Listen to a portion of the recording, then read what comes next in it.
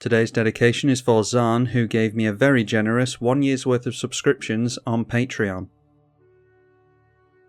Shroofus Voltron versus partners Frodo and Sam, Nissa, and Carador.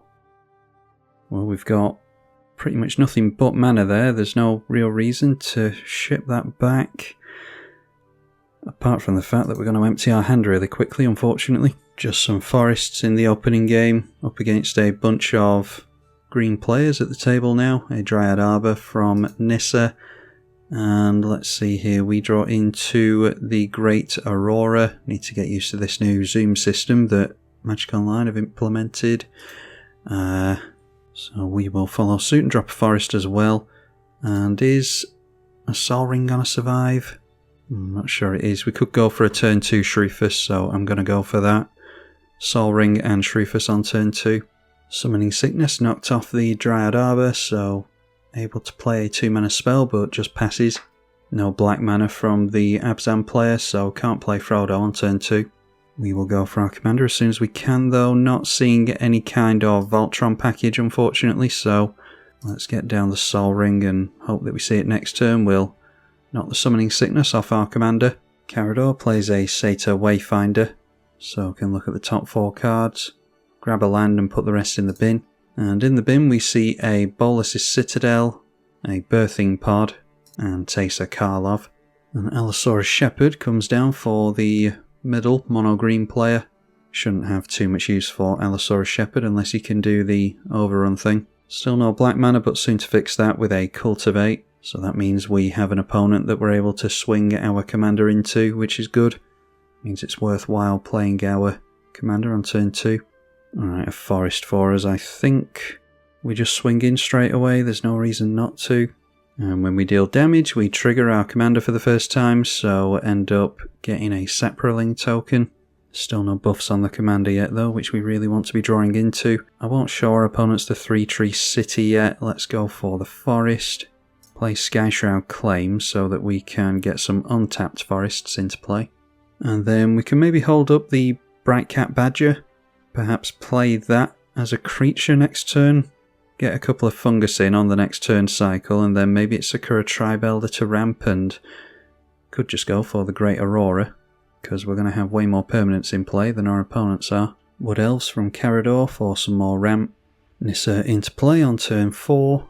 Has not made a land yet, but has a fetch available, so is able to make additional mana with the what's effectively a Lotus Cobra. Be interesting to see if we can make use of the elemental clause on this, get something into hand with that. Okay, and 1 land effectively making 3 mana, so a Krosan Grip can go onto our Sol Ring. That might slow us down for the Great Aurora, although we've still got 3-tree city available, thankfully. Still managed to accelerate ahead a few turns with the Skyshroud Claim and our commander. Frodo Adventurous Hobbit into play for the first time. Still has mana floating, so I'm guessing he's going to go for Sam as well. No, instead it is a Rapacious Guest, so I think it's safe for us to go for the Fungus Frolic now, making a couple of tokens.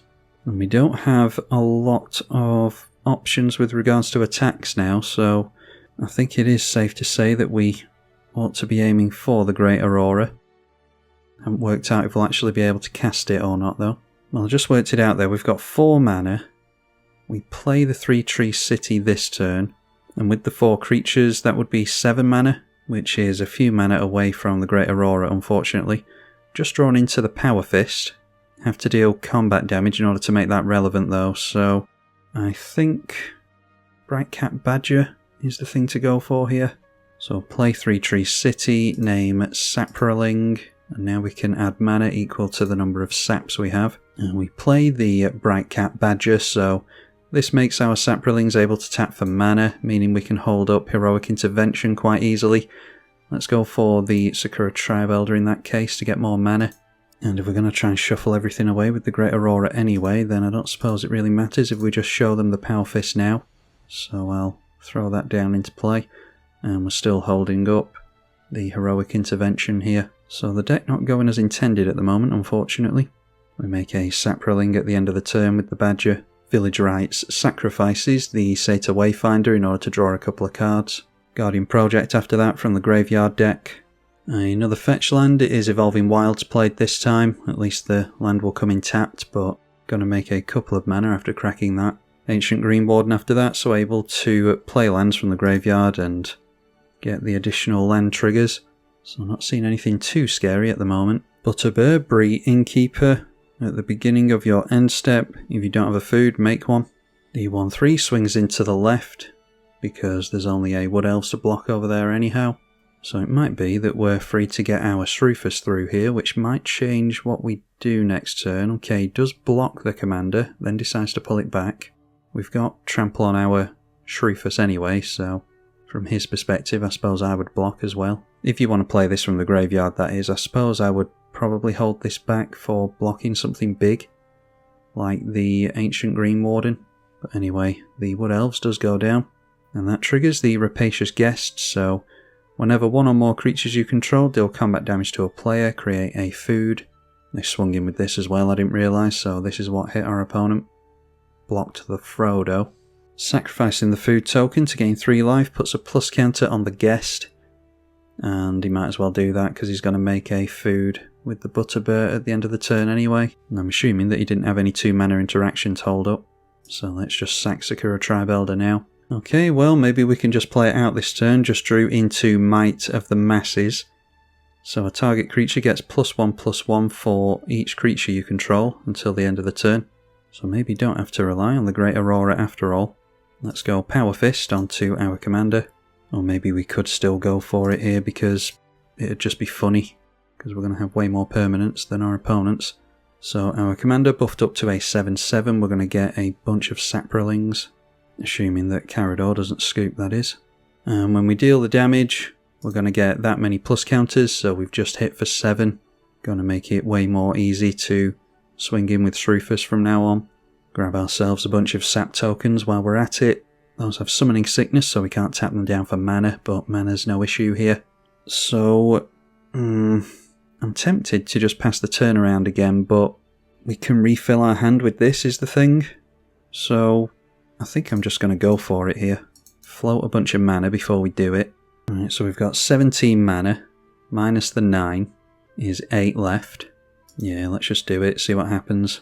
So we shuffle all the cards in our hand and all permanents into the library, draw that many, and then drop any number of lands into play.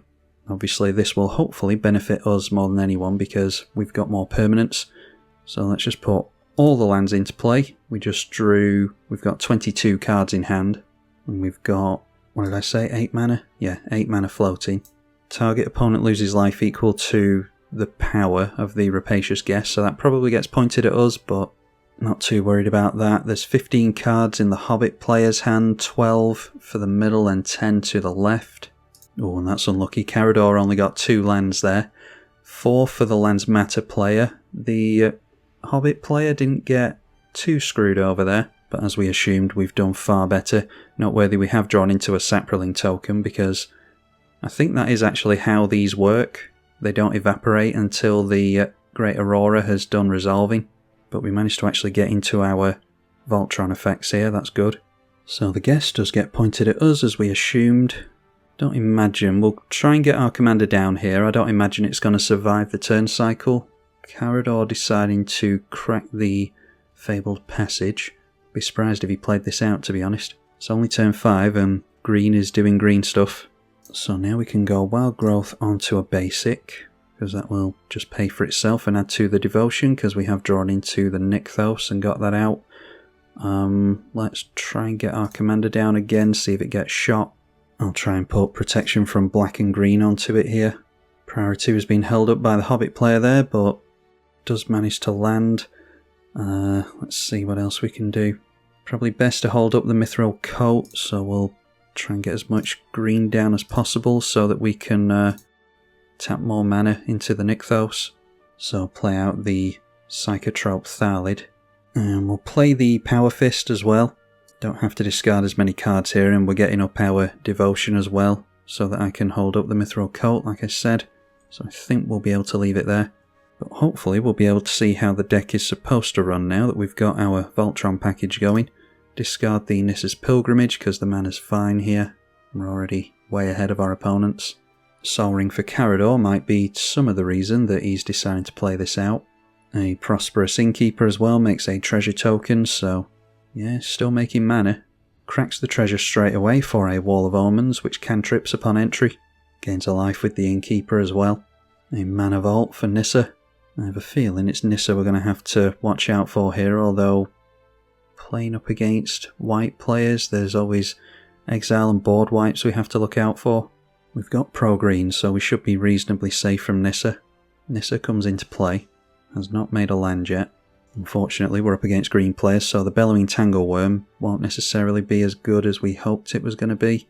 As another fetch played in the Riveteer's Lookout, sacrifices and grabs a basic as soon as it enters, so again making more mana with the Nissa. Vexing Bauble, if no mana was spent to cast a spell, then counter it. We're not really worried about that. We're going to be casting everything. Wirewood Symbiote untaps an elf, and then the green player just decides to scoop, which hopefully doesn't start off a chain reaction here. I have a feeling it might do. If they don't scoop here, they're likely to scoop next turn once we get all this huge power and toughness onto our commander. Might encourage the Sam and Frodo to play a board wipe because we don't have Indestructible on Shroofus yet. Instead it is a Birds of Paradise and a Rosy Cotton. So they get a plus counter on this whenever it makes a food. This can combo off with the Evolving Squirrel Treefolk, I think it is. So there might be combos out of nowhere from the Halfling deck. Puts the plus counter on the Birds of Paradise. And now our pro-green not as necessarily effective because there are white creatures in play, but we can go for trample at least. That might actually be where the Bellowing Tangleworm comes in. We can get through the white creatures and the pro-green gets us through the green creatures. So the sword and the worm in tandem could help us. Let's drop the Mithril Coat at instant speed. Obviously that is going to auto-equip to our commander.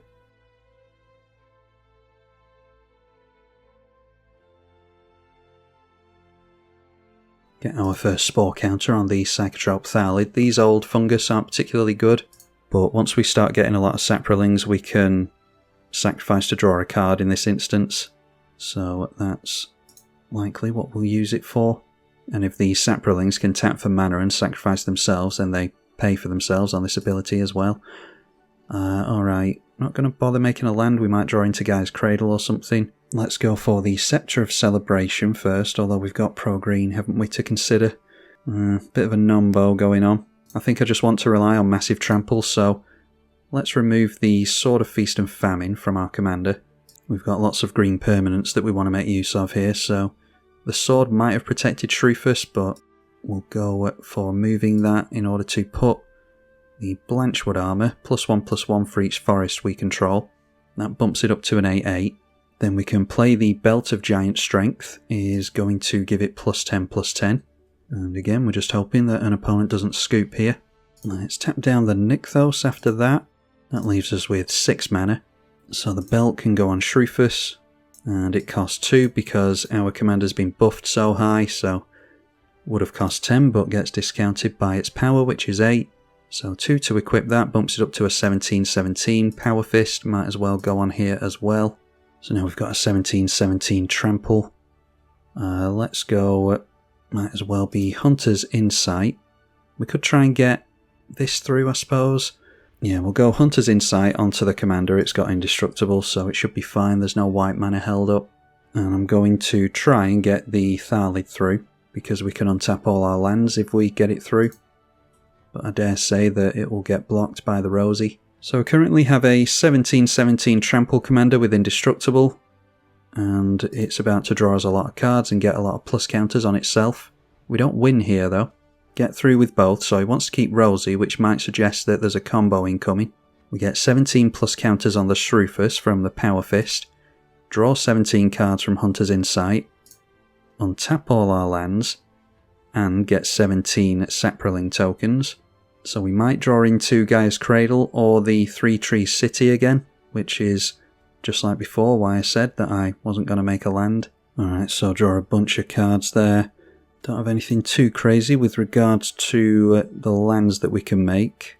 Might be worth dropping the Regal Force that we've got in hand so that we can draw even more cards. Might as well play the Utopia Sprawl onto a forest. This is all just adding to the devotion. And then we can play Emerald Medallion as well for 2 mana, discounting our green creatures, because we have drawn into both the 3 visits and the Nature's Law, so each of those going to cost 1 mana and bring in an untapped land. So I'll just tap down the Nykthos now. Client's lagging like crazy, so hopefully we get to carry on here. Alright, that gave us 7 mana, so we've got enough for the Regal Force. And it is discounted, of course, so we're going to draw even more. Still nothing but basic lands, so I think I'm going to put Hexproof on my commander. We'll just drop a forest, equip the commander, and then just pass with a bunch of mana held up, I think, so the discard phase is going to be fun. Very much aware that I'm just kind of making my opponents sit and watch me at this point, so the last few cards are just kind of randomly clicked, to be honest. Wasn't much planning going on. So maybe should have kept hold of the Scepter of Celebration and of the Bellowing Tangleworm. But yeah, had a feeling that our opponent was just going to scoop there anyway. I think it's safe to say that we've pretty much dominated this game. Time to see if Rosie can get a combo going or not. That'd be funny if we lost to a combo here. It's funny, our commander is now a 37-37 with the 17 plus counters, so we could actually deck ourselves with Arishkar's Expertise that I decided to keep, which I might just do next turn for a laugh if our opponent decides to play it out. Although I suppose we could just go Shamanic Revelation and not draw into our entire library. A prize pig, whenever you gain life, put that many ribbon counters on this. When there's 3 or more, remove them and untap it. It is a mana dork, so it doesn't seem as though our opponent's going to be able to do much here, unfortunately. Or maybe they can. A Fell the Mighty, so destroy all creatures with power greater than the target creature's power. So, that's clever, they pointed at a 0 power creature, which destroys everything. Let's make use of the Tamiyo's Safekeeping. We've already got Indestructible on our commander.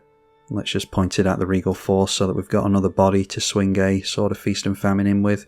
But we've still got our opponent next turn with the commander damage alone, so Sam and Frodo just playing it out for the fun of it, I think. The prize pig stays in play, but all of the other creatures go down, so we won't be having an overrun win, unfortunately. I was going to try and get down Beastmaster Ascension and the Coat of Arms, although I think Beastmaster Ascension would have put too many triggers on the stack, so maybe just Coat of Arms would have been enough. I appreciate the Halfling player playing it out, though. Means that we actually get to see just how potent this commander is. We see a Kenrith's Transformation here. I'm not going to disrespect my opponent's time, let's just swing in with everything. So our opponent blocks with the 3 toughness onto our commander, but we've got a massive Shroofus there, so would have made even more plus counters, even more Saprolings. Got our opponent to 52 points of commander damage, and there was nothing to stop us drawing even more cards with Shamanic Revelation. Couldn't have gone for Ishkar's Expertise, one of the rare instances in which that is switched off. But still plenty we could have done that turn if needs be. So yeah, Shroofus is about as strong as I thought it was going to be. The Saproling commander is... The problem with Voltron decks oftentimes is that they struggle against edicts. So being forced to sacrifice creatures, usually you've only got 1, maybe 2 creatures in play in a Voltron deck. So while you may not be able to target the commander, you can make them sacrifice it. Shroofus gets around that by having a lot of bodies that we can chump block with and sacrifice to such effects. And then not only can we go tall with the commander, but we can go wide with all the Saprolings as well, so very unusual and very, very strong commander, and the fact that it has trample on it without any equipment is very, very good as well. Just an all-round superb commander, so that was my first ever outing with Shroofus, and I'm glad it went so well for us. Hopefully you all enjoyed the video. Massive thank you to the patrons for their support as well, and I will see you all in the next one. I'm tribalkai. Thank you for watching.